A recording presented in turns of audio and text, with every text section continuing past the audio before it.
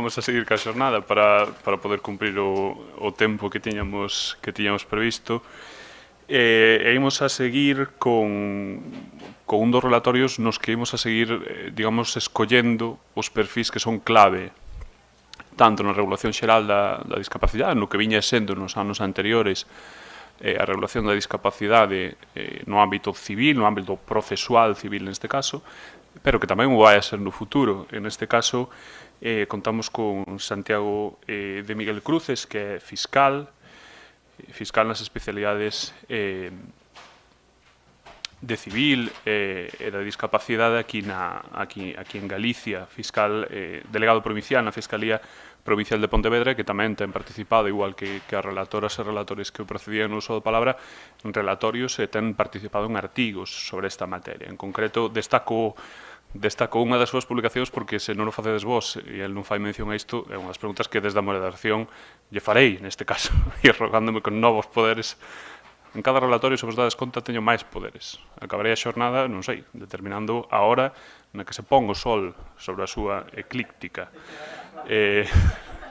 A publicación era, e é un dos temas dos que seguro que lle preguntaréis se non facedes vos, el derecho de acceso a la justicia de las personas con discapacidad, especial referencia al derecho de defensa e de asistencia letrada, o papel que temos os abogados e abogadas neste caso. Sin máis ocuparlle o seu tempo, deixo-vos con Santiago de Miguel Cruces. Gracias.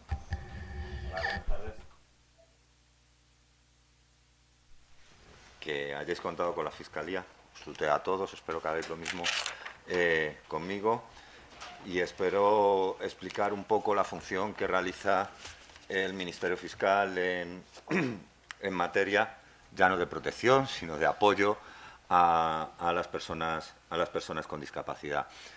Para gente que sea un poco ajena a este mundo, a lo mejor le extraña que haya un fiscal que esté dedicado a estas materias.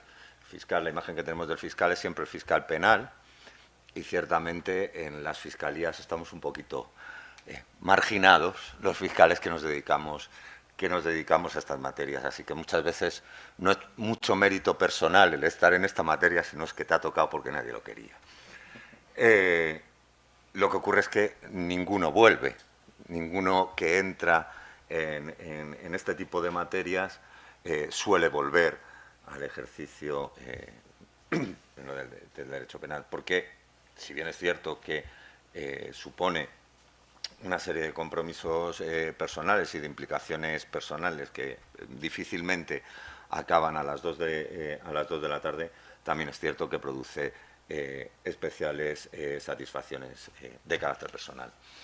Y en este sentido es el artículo 124, empezamos ya con derecho, el artículo 124 de la Constitución el que establece como función clave del Ministerio Público, del Ministerio Fiscal, el satisfacer los derechos fundamentales, el garantizar el ejercicio de los derechos fundamentales y libertades públicas. Por lo tanto, todo lo que actúa el Ministerio Fiscal en materia de discapacidad es en garantía de estos derechos y libertades fundamentales. Bien, desde este punto de vista que nos encontramos con la nueva legislación, se ha hablado esta mañana de que la nueva legislación que supone un cambio respecto de la regulación anterior. No supone un tsunami, supone una regulación absolutamente nueva y, por lo tanto, todos los intentos que se realizan desde operadores jurídicos por seguir manteniendo las viejas estructuras son absolutamente absurdos. También es cierto que toda maquinaria administrativa, y la Administración de Justicia es una maquinaria administrativa, bebe de lo que ha estado realizando y tiene una serie de pautas de funcionamiento que van a seguir funcionando y habrá que ir cambiando esos rodamientos para ajustarlo no, para cambiar la máquina completamente y empezar a funcionar conforme a la Convención. Y creo que es fundamental el ver desde dónde partíamos y desde dónde partíamos en la realidad y hacia dónde creo debemos ir y en esta función en la que está el Ministerio Fiscal. Se ha planteado que la situación de las incapacidades con la legislación anterior, y hago especial referencia a la incapacidad, se hablaba de un criterio médico. No, aquí no se trataba de un criterio médico o criterio no médico, aquí se trataba de una cuestión de código napoleónico. El Código Civil es de la época napoleónica y de lo que se trataba era de saber quién podía contratar válidamente y quién no podía contratar válidamente. Por lo tanto, el que no podía contratar válidamente se le ponía una persona para que pudiera actuar en el tráfico jurídico. Eso era el fundamento de toda la esencia de la incapacitación.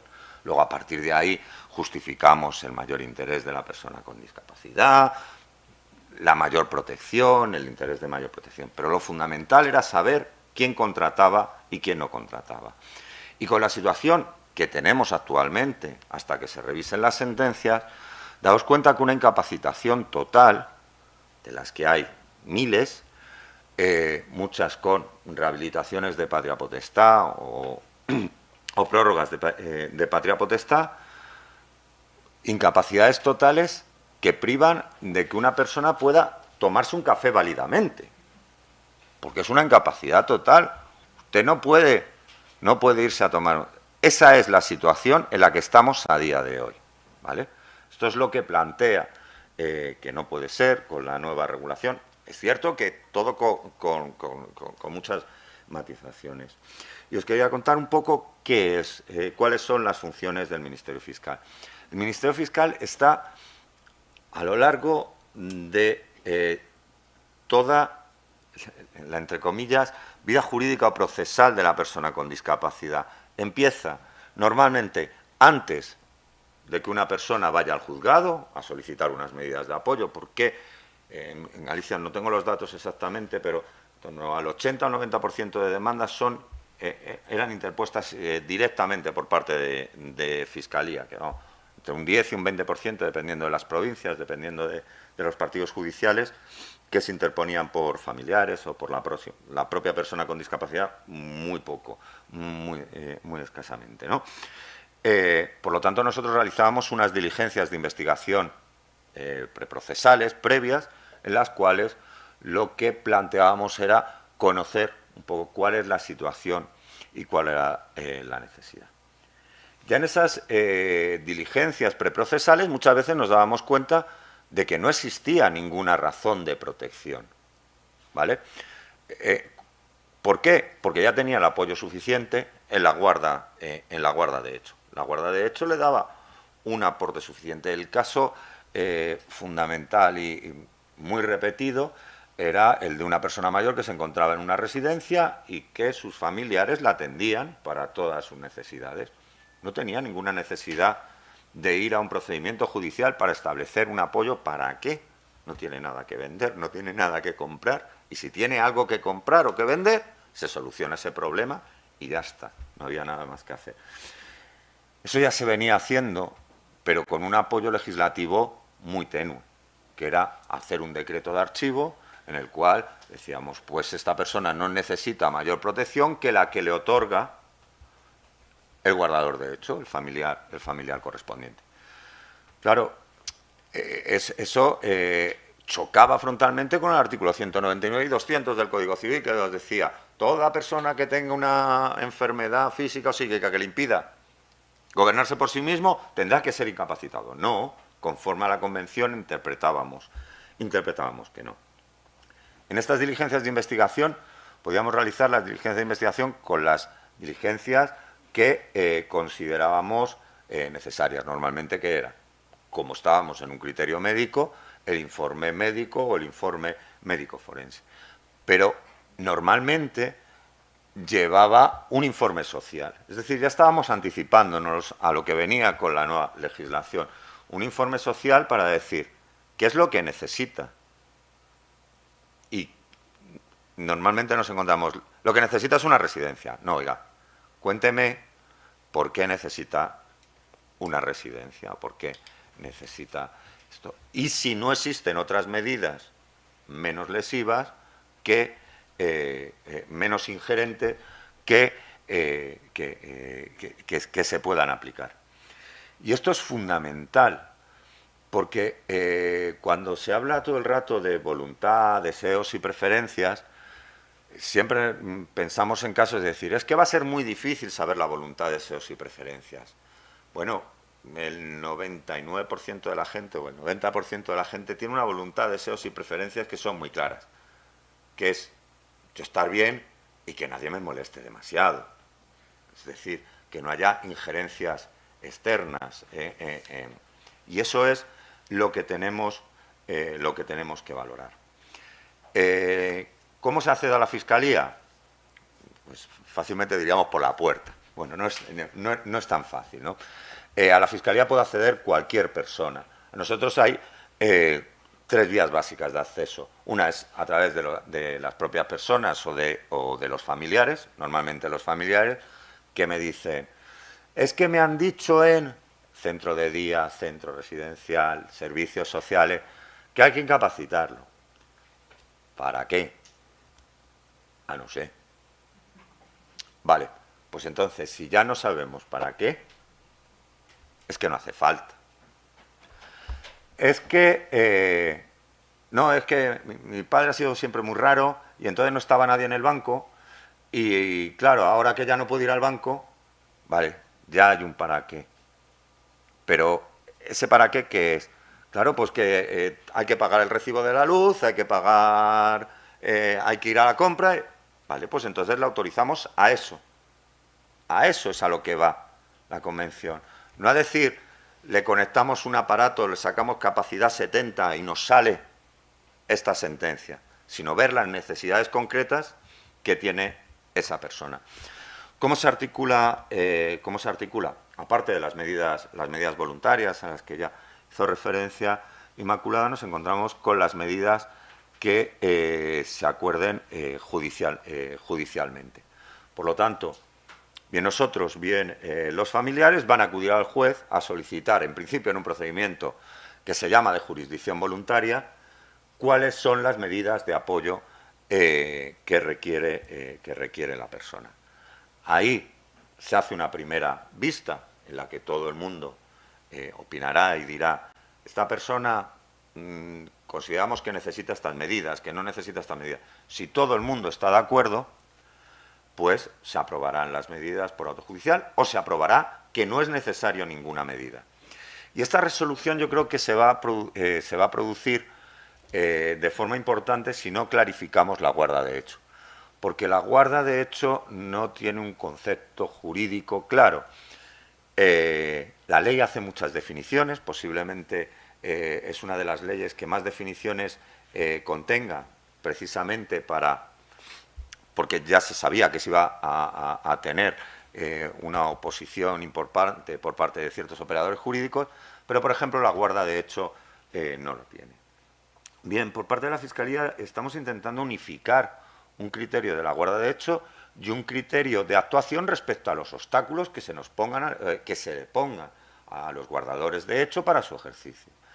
¿Qué concepto de guarda de hecho manejamos? Pues es la persona que presta un apoyo a una persona con discapacidad, es esencialmente representativa porque es de ejecución material y tiene una trascendencia jurídica. ¿Qué actos podrá realizar por sí mismo y por autoridad legal el guardador de hecho? Para mí, todos los relativos a alimentación, vestido y suministros, así como la vivienda. Eso tiene que facultarse al guardador de hecho para que lo realice por propia autoridad. También, en relación con las autorizaciones judiciales, se plantearía el problema de aquellos actos que realiza el guardador de hecho que tienen una trascendencia personal.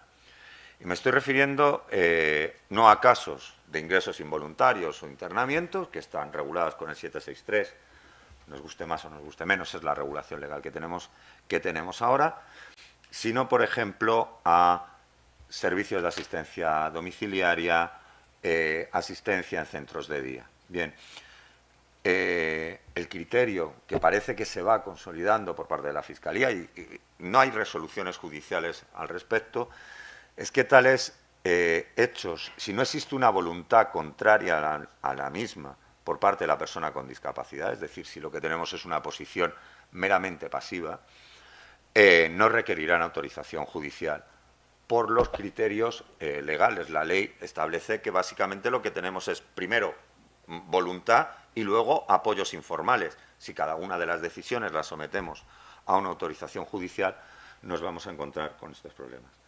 Si esto se solventa, tenemos solventado el 80 o el 90% de los casos que se nos producen. Yo las últimas juicios que realicé, de 10, podía haber uno que no se hubiera solventado con la guarda de hecho.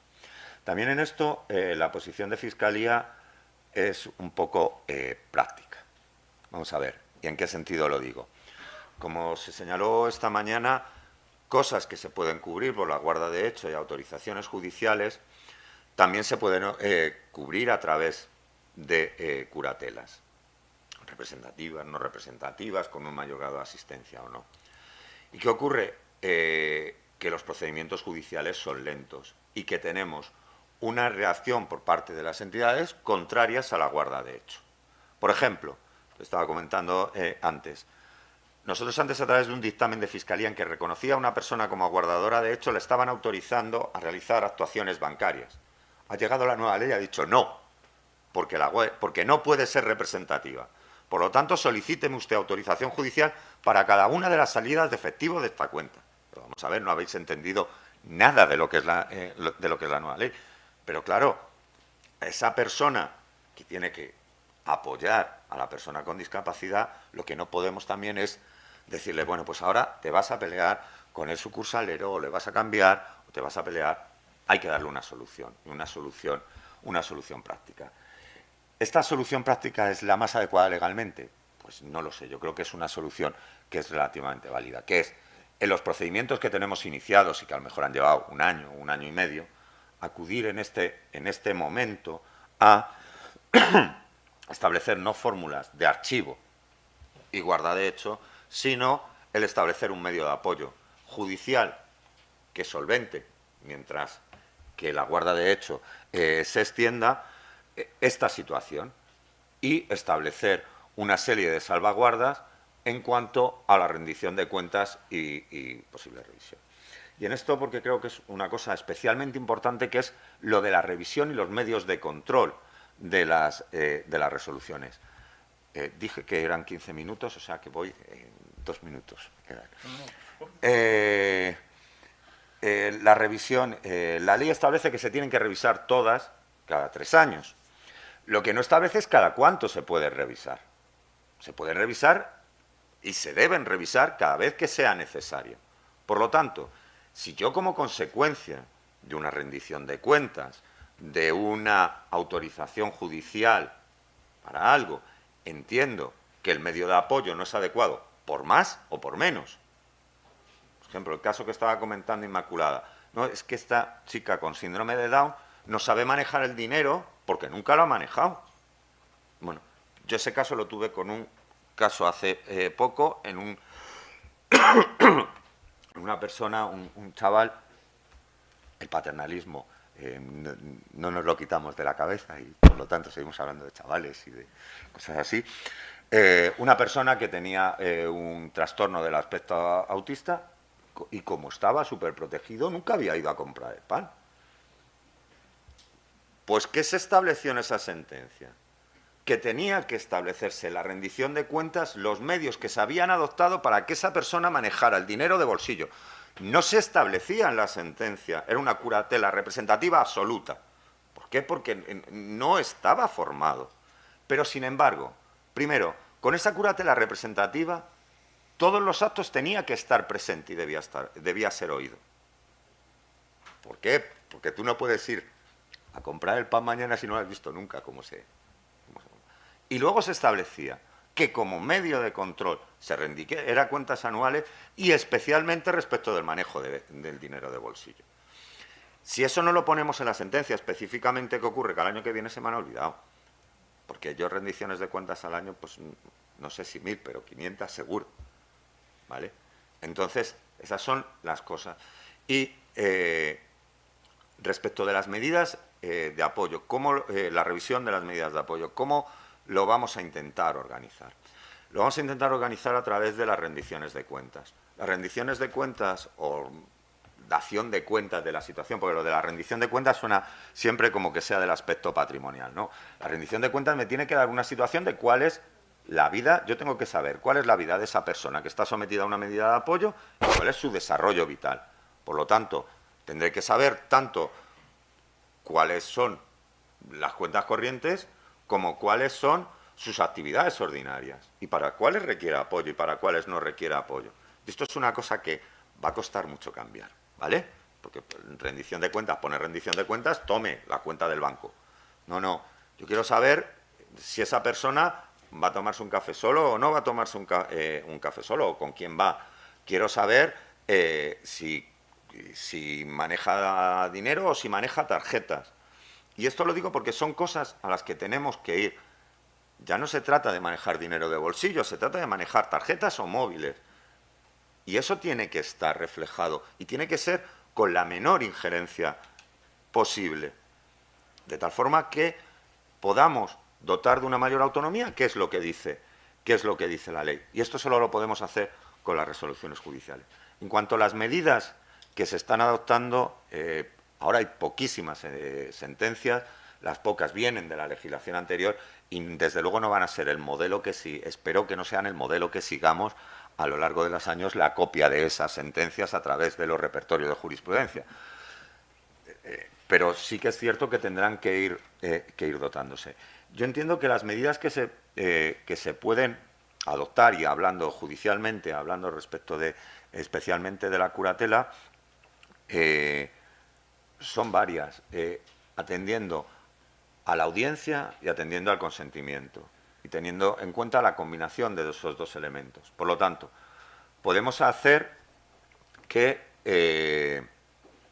decida la persona con discapacidad por sí misma, sea la que toma la decisión, pero tenga que ser oído un medio de apoyo que puede ser a los efectos de una explicación, lo que estaban comentando, de explicación de cómo es el negocio jurídico. Hay muchas personas que pueden ser capaces de entender lo que es un alquiler o lo que es un préstamo. Y no es lo mismo un préstamo hipotecario que un préstamo para comprarse unas gafas o para comprarse una PlayStation, ¿vale? La trascendencia no es la misma y se puede explicar y valorar. ¿Quién tendrá que tomar esa decisión? Pues unas veces tendrá que ser la persona con discapacidad con ese apoyo, otras veces tendrán que ser los dos. Oiga, mire, es que no puedo porque me oye, pero como en la ruleta rusa, le entra por un oído y le sale por el otro. No es suficiente apoyo el que solo sea oído. Necesitamos el consentimiento de los dos. O necesitamos el consentimiento de los dos y necesitamos autorización judicial. Les digo por otro caso que tuve, que era un caso de venta de fincas. El caso es, los familiares, parecía una clara intención de venta de las fincas y lo que se manifiesta en el acto del juicio es que este señor no quiere vender las fincas de ninguna manera. Y tenía una cierta capacidad. Si ponemos una curatela sin más, es decir, en el cual curador y persona con discapacidad acuden al notario a vender la finca y no le establezco ningún medio de control, lo que voy a estar sometiendo posiblemente a esta persona es una influencia indebida, a una presión familiar por parte de los cuidadores para que vendan la finca. Por lo tanto, ¿qué hago? No, establezco un control adicional. Ustedes podrán hacer todo lo que quieran, salvo vender bienes inmuebles. En el caso de vender bienes inmuebles tendrán que venir los dos y con autorización judicial. Lo que quiero contaros es que hay 1000 formas jurídicas de articular eso. Y sobre todo en casos, como es en el caso de daño cerebral, yo creo que tenemos dos momentos. Tenemos el momento inicial, que suele ser una carencia casi absoluta de capacidad, y que tenemos que resolver los problemas ya, es decir, tiene que haber un auto, ahora no hay medidas cautelares, pero será un auto de jurisdicción voluntaria, cuasi inmediato, con escasas, entre comillas, cuando digo, con escasas garantías, porque hay que gestionar las discusiones con el seguro, hay que gestionar con el hospital, con quién paga, con quién no paga, con cómo se paga, si hay desplazamientos a otras ciudades, los gastos que todo... Os estoy contando lo que ya sabéis. Eso tiene que tener una solución inmediata. Y luego tiene que haber una solución más definitiva y revisable. Y revisable, a lo mejor, la ley dice que hay que revisarla en 3 años, que se pueden prorrogar a 6. Pero a lo mejor en estos casos hay que establecer, primero, un cuidado especial en las rendiciones de cuentas, que ahora no se establecen con carácter obligatorio, pero que, ya os digo, por parte de Fiscalía vamos a seguir dando la lata, diciendo que se informe anualmente de cuál es la situación, porque entendemos que es el único medio que tenemos para establecer un cierto control. ¿Por qué? Porque muchas veces, además, nos damos cuenta que las rendiciones de cuentas, cuando empiezan a ir las cosas mal, no te das cuenta en la primera, sino que te das cuenta en la tercera. Si normalmente la gente no... en casos de abusos, que también os digo, los casos de abuso se dan y son muy sangrantes, pero no son generalizados. La mayoría de la gente no es muy mala y quiere aprovecharse de las personas con discapacidad. Normalmente la gente quiere a sus familiares y los atiende. ¿Hay casos de abuso? Sí, hay casos de abuso, pero no nos podemos centrar en los casos de abuso para tratar a todo el mundo, ¿no? Cuando existen casos de abuso muchas veces no nos damos cuenta en ese primer momento. ¿Por qué? Porque no es un traslado de fondo de 300.000 euros de una cuenta a otra, sino que es, pues voy aprovechando y la tarjeta que usaba para esto, pues ya la uso para mis compras y para el gimnasio y y al final, pues sí que te das cuenta, pero a lo mejor el primer año no te das cuenta o no lo ves al segundo o al tercero. Si nos vamos a 3 o a 6 años, imposible, no, ya llegamos tarde. Y eso, otra cosa importante, el procedimiento es vuestro, no es nuestro, ¿vale? El procedimiento tiene que ser de la persona con discapacidad y de la persona, de los familiares directos. Nosotros garantizaremos. Y entonces no os dejéis intimidar por el procedimiento, porque llegamos allí y nos ponemos todos nuestra sotana. En la toga, estamos en estrados y ratifíquese usted en el razonamiento de no sé qué y de no sé cuánto. Pero también, por un lado, es vuestro y tenéis que exigir de decir, oiga, que yo quiero esto, o no quiero esto, o yo quiero para mi hijo que se meta en este aspecto o que no se metan en este aspecto. Y eso tenéis que hacérnoslo transmitir, porque tener en cuenta, primero, los juzgados especializados solo están en determinadas ciudades. Nos vas a encontrar con muchos juzgados, va a ser un juzgado que lleva jurisdicción penal, jurisdicción civil y materia de discapacidad. Le puede tocar una jornada de guardia, a la salida de guardia tiene divorcios, juicios rápidos, delitos leves y 2 de discapacidad.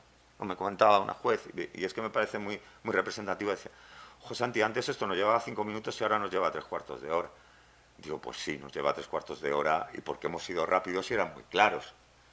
Cuando sea un caso gris, nos va a llevar 2 o 3 horas, porque hay que saber eso. ¿Qué hace?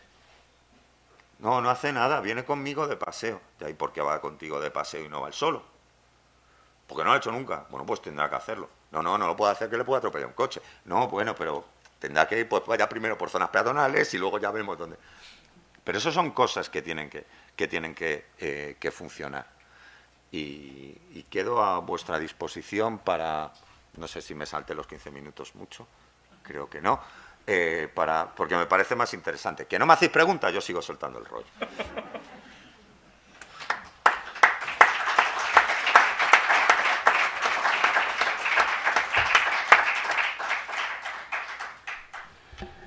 Bueno, como vedes, o abogado do diablo non era tan malo, non? Bueno, moitas gracias a El camino al infierno está lleno de buenas intenciones.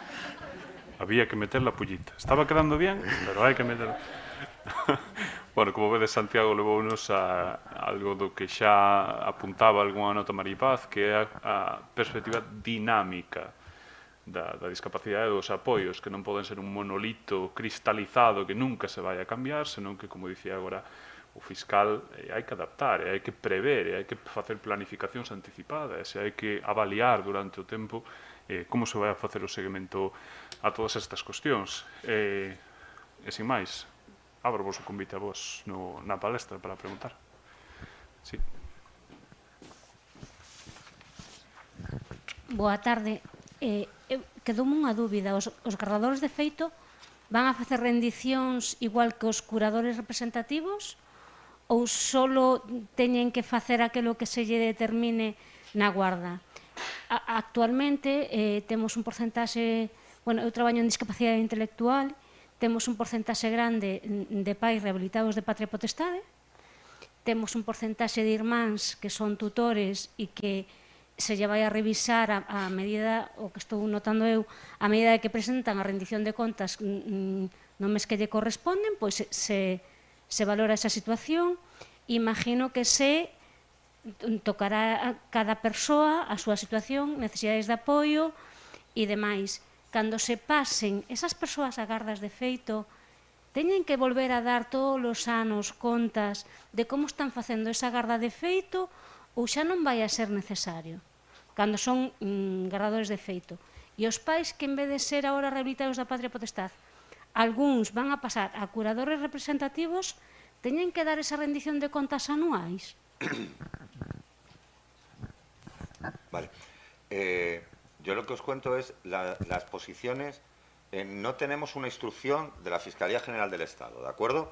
Lo que os cuento es, como no tenemos una instrucción de la Fiscalía General del Estado, los fiscales delegados de cada una de las provincias de Galicia y de las áreas de Santiago, Ferrol y Vigo, sí que estamos intentando unificar criterios. Estamos todavía en una toma de decisiones y no puedo decir esto, son las tablas de la ley y es así, Y luego dependerá también de la actuación judicial. Y en cada juzgado, eso sí que ya, cada juez es un mundo. Pero esta posición de utilizar las rendiciones de cuentas sí que va a ser la que yo creo que va a ir.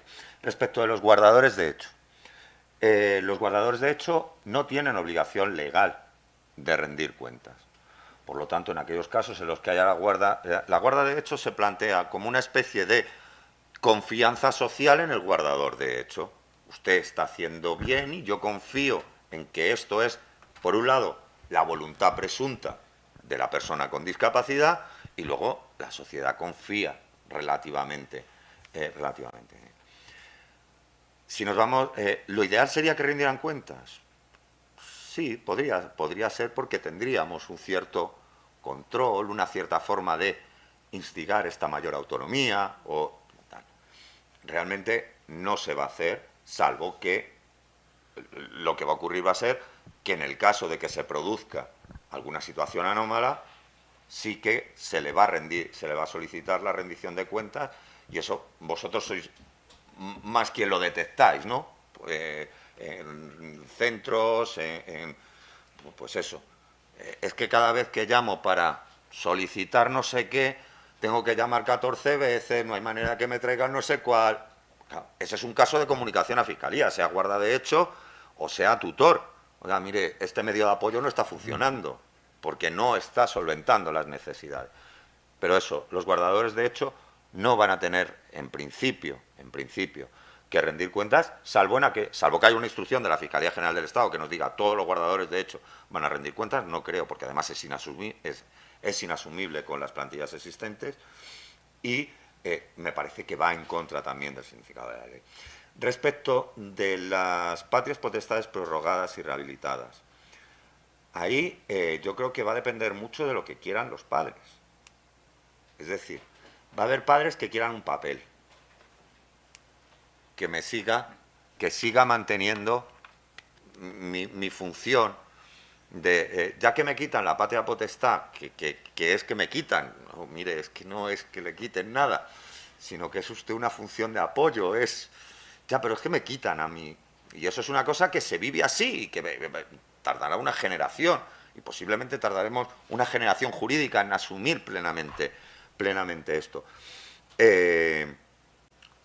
Si los padres en el procedimiento de revisión dicen, yo es que no necesito nada, porque llevo 12 años con la patria potestad rehabilitada o prorrogada y no he utilizado la sentencia para nada, desde que me autorizaron en el banco no la he vuelto a utilizar, no he vuelto a llevar la sentencia a ningún sitio, pues será un caso de guarda de hecho. Si lo que me plantean es, por lo menos en esta primera vez, en tanto no esté funcionando la guarda de hecho, y yo sé que esto será objeto de muchas críticas, en tanto no esté funcionando, pues a lo mejor sí que nos vamos a ir a una curatela representativa. Ya habrá obligación de rendir cuentas. Pero es que ya la había con la patria potestad prorrogada y rehabilitada. Porque la convención, que era directamente aplicable, decía que todos los medios de apoyo, entre los que estaba la rehabilitación de patria potestad, estaban sometidos a controles periódicos. Otra cosa es que no se establecieran. Y yo os digo, en mi caso, y además que fue una lucha continua, de decir, ríndanme cuentas, no me rindan cuentas, una dación de cuentas, ¿no? O díganme cuál es el estado de una persona que lleva a lo mejor 15 o 20 años. Era lo que comentamos antes, nos vamos a encontrar con gente que se le prorrogó, se rehabilitó la patria potestad antes de la reforma del 83. Yo soy muy viejo, pero yo me he encontrado consejo de familia, ¿vale? No puede ser que eso esté ahí y que tengas un consejo de familia constituido. La mayoría ya ni sabe lo que es, pero bueno, es una cosa muy rara. Eso no puede ser. Y claro, si se establece como curador representativo o no curador representativo, sí que se le va a pedir rendición de cuentas. O esta dación de cuentas, por no malo que sea.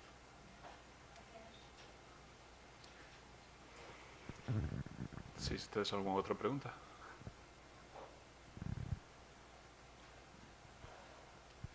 Vou aproveitar que non vos animades a recoller unha das cuestións que tiñamos apuntadas, non, un pouco no chat do digital. Arturo plantexábanos antes do descanso, bueno, que ten que haber, na línea do que dicía Maribaz, certa fe, certa confianza tamén do sistema xudicial en que a lei poida funcionar, non? E fai un comentario que me parece moi acaído e que quería comentar contigo, Santiago, que é que nos era máis fácil o procedimento de incapacidade. E quería preguntarche, vai nos ser máis difícil este sistema de apoios e como vai a xestionar un sistema xudicial que, como ti dicías, ten, bueno, inercias. Non só inercias, senón que ten limitacións de medios, tanto materiais como de persoal, como vai a xestionar esta, vamos a dicirlo así, dificultade engadida co sistema de apoios? Vamos a ver, ¿nos va a dar más trabajo? Pues los primeros años seguro que sí. Yo creo que debemos ser conscientes de la situación en la que nos encontrábamos antes con los procedimientos de incapacidad. Era un procedimiento que al juzgado le generaba muy pocos problemas. Muy pocos problemas. Le generaba muy pocos problemas en el procedimiento judicial. ¿Por qué? Porque venía dado por lo que decía el fiscal y el médico forense. Las sentencias eran trajes a medida, pero muy prêt-à-porter. Y entonces, en el cual muchísimas, pensaba que me ibas a sacar el tema de los letrados, muchísimas se daban en rebeldía. Por lo tanto, me encontraba con la madre de una persona que me decía, es que mi hijo necesita una sentencia de incapacidad. Y yo, fiscal, ponía la demanda con el informe forense en que me decía, esta persona está fatal, está fatal. Como estaba fatal, lo veíamos ya presuponiendo que estaba fatal. Por lo tanto, cuando tú interrogas a alguien pensando que está fatal, no tienes la misma conversación que con alguien con quien hablas normalmente y luego te das cuenta que está fatal, ¿vale? Entonces le hacían una serie de preguntas. Como este señor al que estaba fatal, le habías dado traslado de la demanda, le habías dicho, nombre usted abogado y procurador. Y no lo nombraba. Como no lo nombraba, nombrabas defensor judicial a la madre, que decía, pero ¿para qué voy a pagar yo un abogado y un procurador si está ahí el fiscal y el juez? Con lo cual, la madre, que era defensora judicial, que era la que había pedido a través del fiscal, hacíamos todos que la persona con discapacidad tuviera una incapacidad total. Vale, esto así, ¿eh? Así. Sin defensa letrada. Pues esto es cosa que no entra en la cabeza. No entra en la cabeza de los operadores jurídicos que tengan que tener asistencia jurídica letrada. Porque como nosotros lo hacemos muy bien, ¿para qué vamos a meter a otro? Y es que es verdad, o sea, si el fiscal ya lo está diciendo y el juez ya lo está diciendo, y es lo que digo siempre, menos defensa que en una alcoholemia no la hay. Porque si usted ha dado 0,64 y tiene un abogado y se le impone una multa de 720 euros y 8 meses de privación de carnet. Y aquí se está jugando si puede tomarse un café válidamente o no, y no tiene letrado, ¿vale? Por lo tanto, desde esa perspectiva, ¿qué generaba?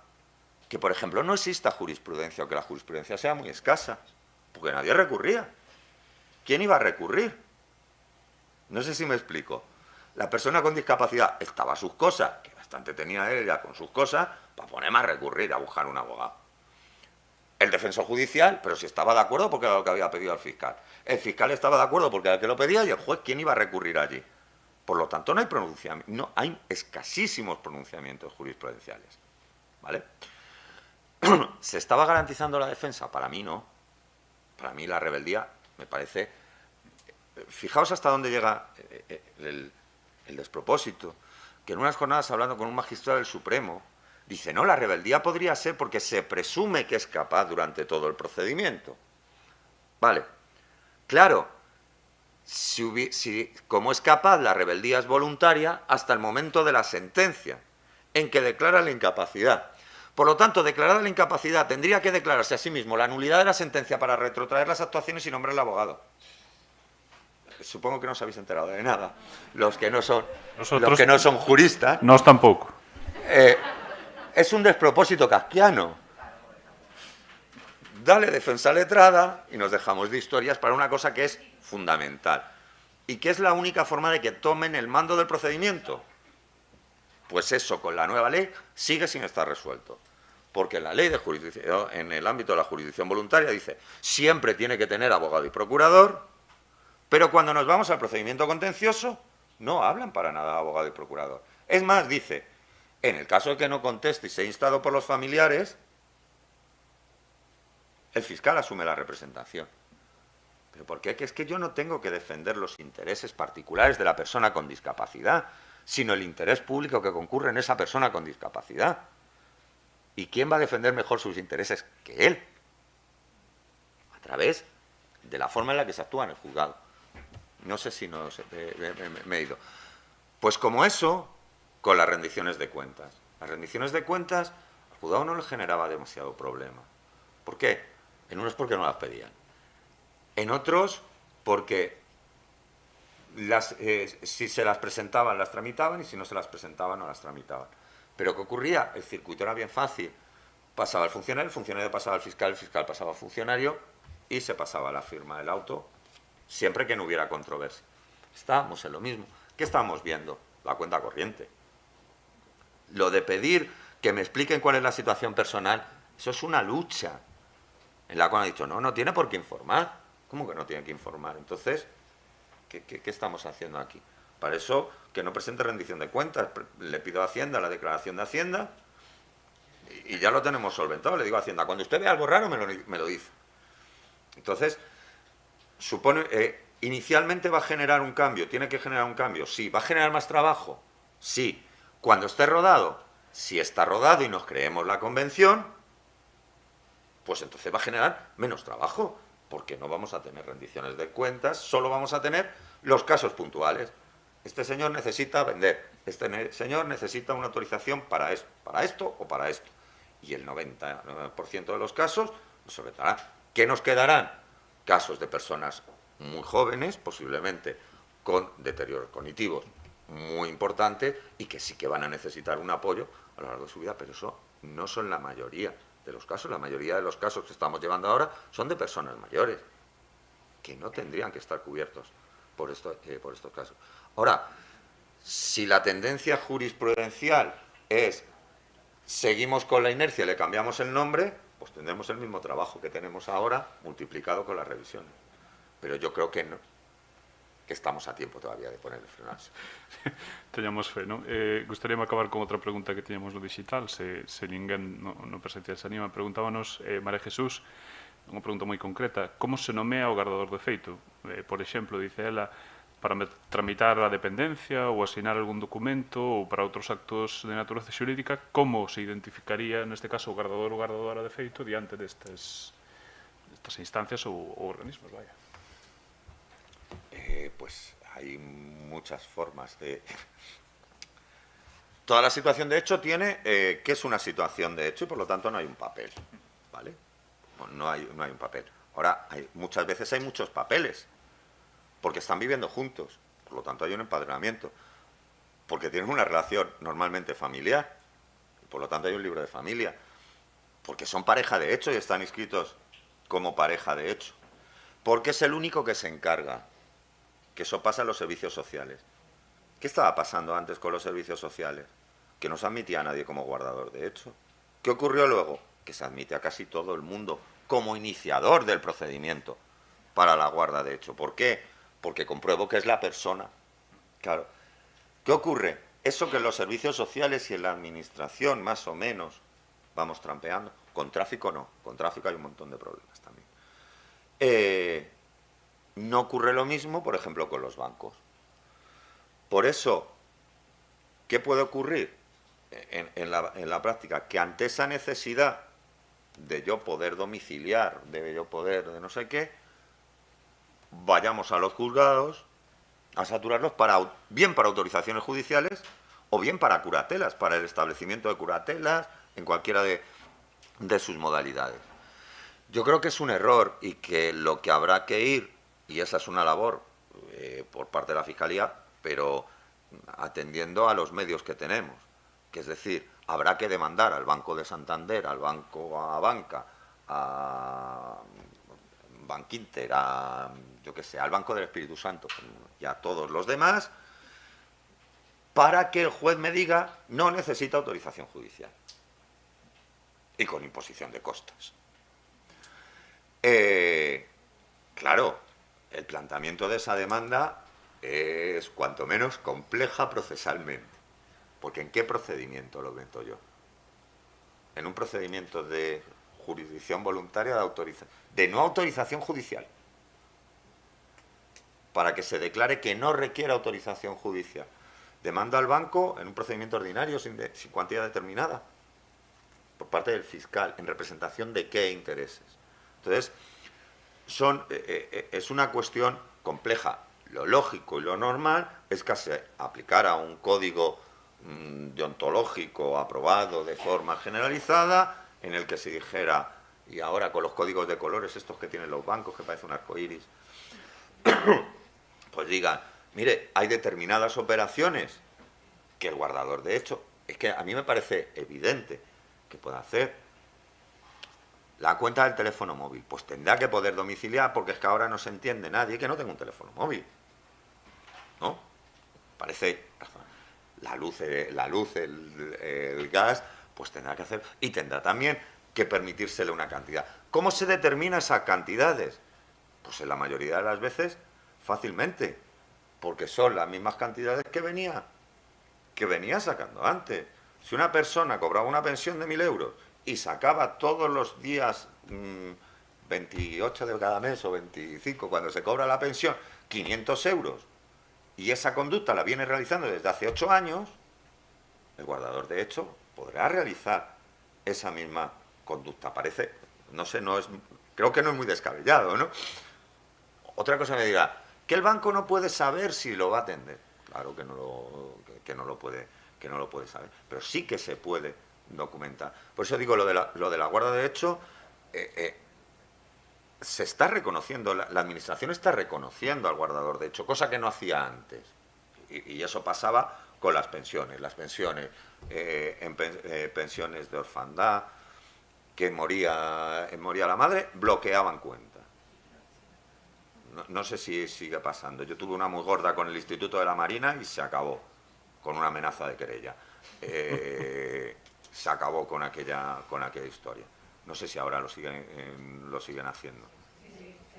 Pues eso no puede ser. Usted no puede dejar de pasar la pensión o de bloquear la cuenta a una persona que tiene que comer al día siguiente. Porque eso no se puede hacer. Y tiene un amparo legal. Por lo tanto, usted está, no me gusta acudir al penal, pero sí, coaccionando a una persona que tiene derecho, la persona de discapacidad, a ser asistido de forma informal por su guardador de hecho. Pero por eso os digo, estas situaciones son muy complicadas de gestionar en la práctica. Y yo también entiendo que sí, nos creemos la ley, pero también tenemos que solucionar estas situaciones, porque muchas veces los guardadores tienen una carga encima de hacer de apoyo a esa persona con discapacidad, que cualquier cosa que vayamos metiendo encima de esa bolsa nos va a generar otra serie de problemas. Ben, pois, se non tedes ninguna outra pregunta, creo que con, se non apuntei mal, querella no Instituto Social da Marina e denuncias a bancos, acabamos ben o relatorio de Santiago. Moitísimas gracias, Santiago, de novo polo relatorio. Debedes aplaudir, o protocolo é que aplaudir.